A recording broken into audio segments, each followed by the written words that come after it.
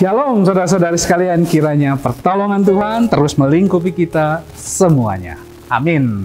Bertemu lagi di dalam pembahasan Alkitab secara singkat. Dan pertemuan ini kita akan belajar lagi dari kitab Filipi pasal yang kedua dari ayat ke-19 sampai ke pasal 3 ayat yang pertama.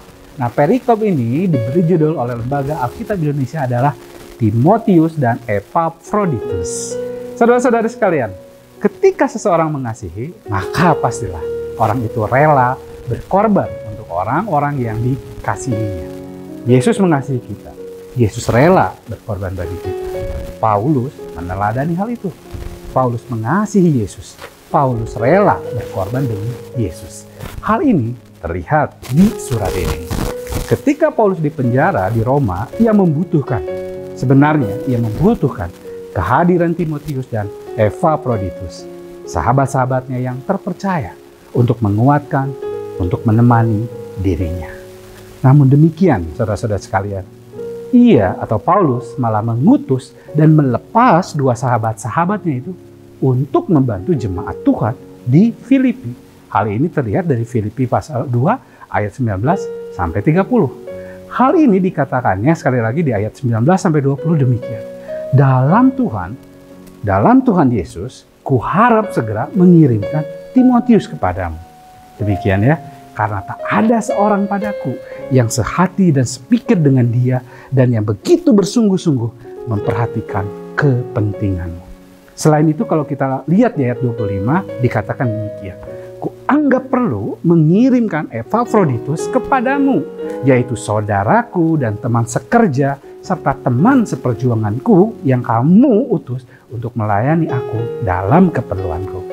Saudara-saudari sekalian, Paulus dengan sukarela melepaskan yang berharga kepada orang lain, apa yang sebenarnya sangat ia butuhkan demi kepentingan pekerjaan Kristus di jemaat Filipi. Saudara-saudara sekalian, apapun yang kita anggap sebagai yang paling berharga dalam hidup kita hari ini, bisa jadi mempunyai manfaat yang besar bagi seseorang yang kita kenal. Mungkin hal itu berupa waktu, bisa juga berupa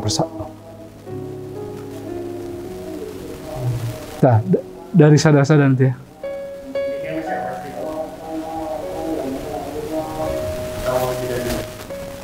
Ini udah nih. Lanjut lagi ya dari saudara-saudara ya. Oke. Saudara-saudara sekalian, apapun yang kita anggap sebagai yang paling berharga dalam hidup kita hari ini, bisa jadi sebenarnya mempunyai manfaat yang besar bagi orang-orang yang kita kenal. Mungkin hal ini berupa waktu, berupa persahabatan, berupa dorongan semangat, berupa telinga yang mendengarkan, atau uluran tangan kita.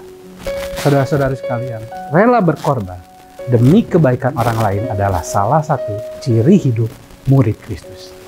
Kristus sudah memberikan teladan tentang pengorbanan. Begitu juga banyak orang Kristen di sekitar kita. Pengorbanan apakah, pertanyaannya, yang sudah kita lakukan untuk orang-orang yang mengasihi kita? Saudara-saudara sekalian, ketika meneruskan apa yang telah Tuhan berikan kepada kita dengan rela dan dengan sukacita, Tuhan dimuliakan, orang lain terbantu, dan kita terberkati. Saat kita mengasihi Kristus, pasti kita rela berkorban untuk Kristus. Tuhan Yesus memberkati.